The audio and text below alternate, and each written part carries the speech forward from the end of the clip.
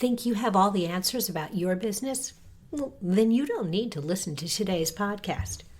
But if you're like most small business owners, you probably have lots of questions, and you know that conducting research can give you those answers.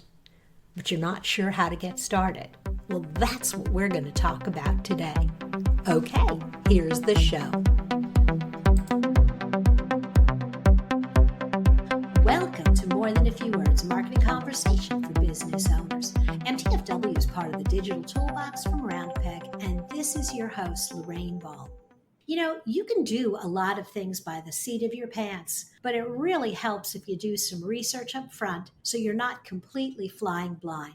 And I can't think of a better person to talk to about this subject of research than Lori Highby. Lori has a core personal value of lifelong learning. She's shared creative and strategic digital marketing, personal branding, and entrepreneurship lessons with people and organizations from all over. Her 20 years of experience, education, and involvement range from currently owning a digital marketing agency, Keystone Click, being the 2013 recipient of the Bravo Entrepreneur Award from BizTimes Media, and teaching undergraduate students as an adjunct professor at UW Milwaukee. Lori, welcome to the show. Thank you so much for having me. I'm excited to be here.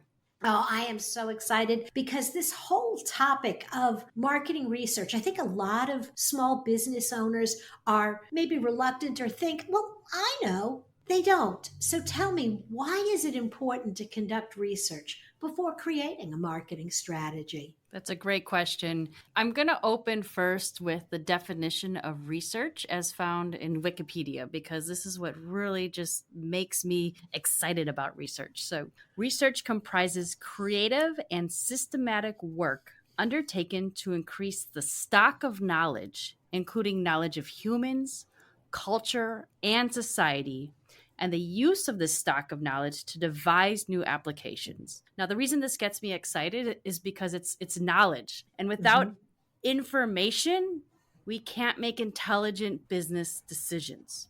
That is so true. And I will often hire someone specifically because I think they have a curious nature more so than whatever skill or ability they have, because I always think you can fill in the gaps if you're willing to learn. Mm-hmm.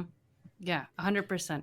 So, small business owner, you defined for me what research is, and that all sounds great. But why do I need it before starting a marketing strategy? So you can easily just make assumptions and say, okay, here's the plan. I'm going to go on Facebook. I'm going to go on LinkedIn. I'm going to make YouTube videos. But at the end of the day, you're making assumptions. And I like to say you're shooting darts in the dark. You may hit the target. You may win and generate new business. But at the end of the day, the majority of those darts are probably going to be hitting the wall or breaking, light bulbs. I mean, who knows what's going to happen? You're just making assumptions. Once you want to dive deep and really get into the head of who your target customer is and figure out where are they hanging out online? What is it that's really bothering them today, so that you can ultimately craft a plan that is based on data and insights, so that you're being strategic on how to get in front of that target customer, what to say in front of them that's going to pull them in, so that they want to hear from you, so they want to do business with you. I remember in my corporate days,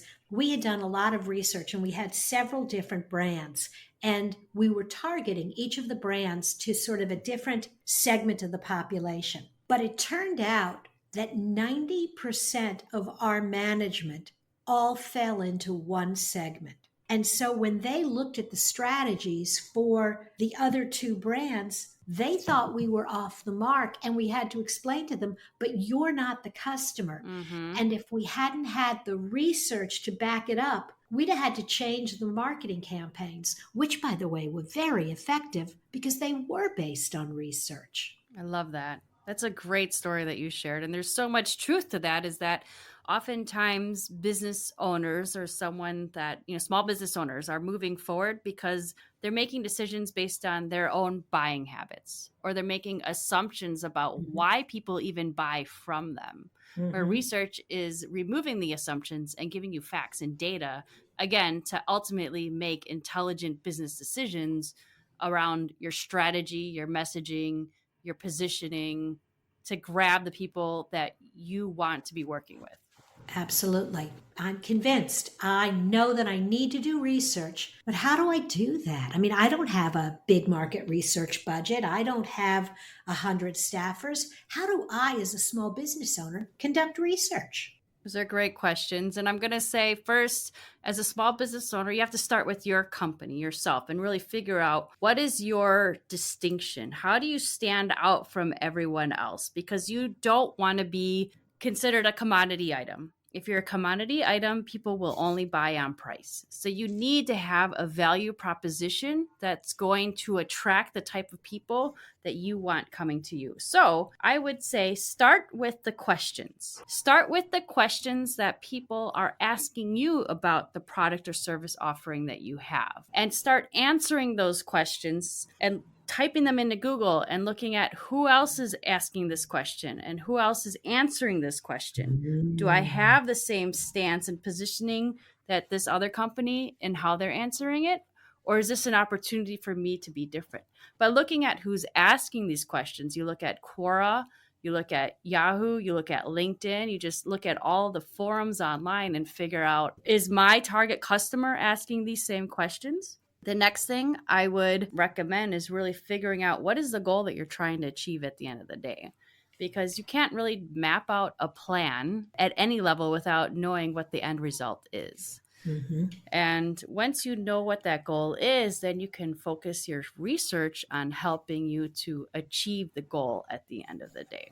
You had suggested a resource for people who are doing research called answerthepublic.com. What is that? This is probably one of my favorite websites to get insights and as a starting point. So let's say I'm just a manufacturer creating widgets, just really broad, and I'll just type in widgets into this website, answerthepublic.com. And what they're going to do is identify all of the questions that have been asked on Google related to that specific phrase.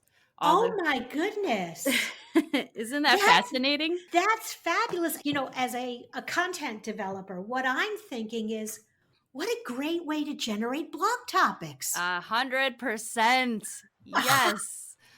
But it's a starting point to figure out what are the questions that people are asking. And again, the goal is to figure out what is the pain of my target customer so that I can ultimately craft a message that's going to connect and resonate with them. So you need a starting point. You want to understand where your customer is hanging out. So try to get inside your customer's head. What channels are they on? Are they on LinkedIn, Facebook, Twitter, YouTube? Are they listening to podcasts? Who's influencing their buying decisions?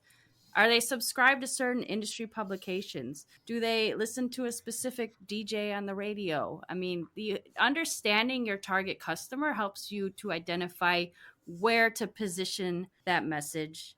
What is the pain that they have? What are the questions that they're typing into Google?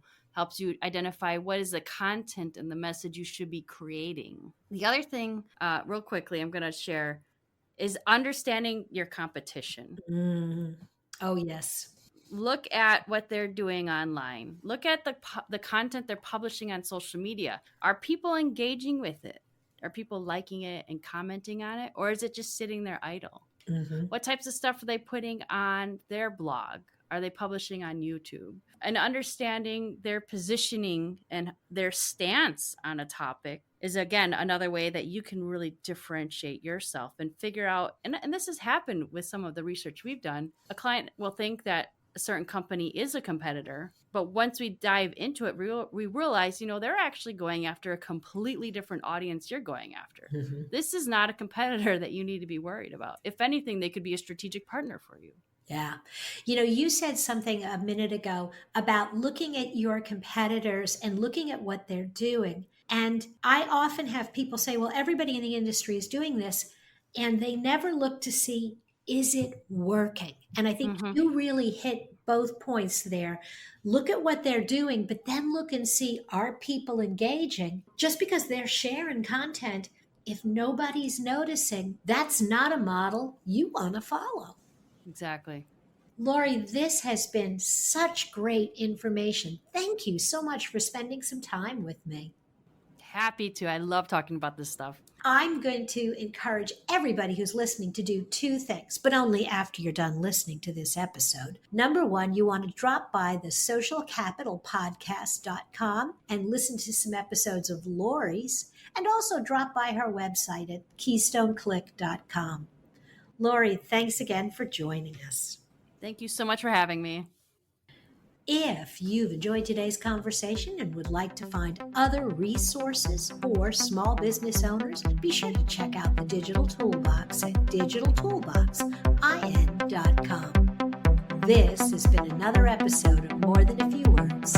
Thanks for listening.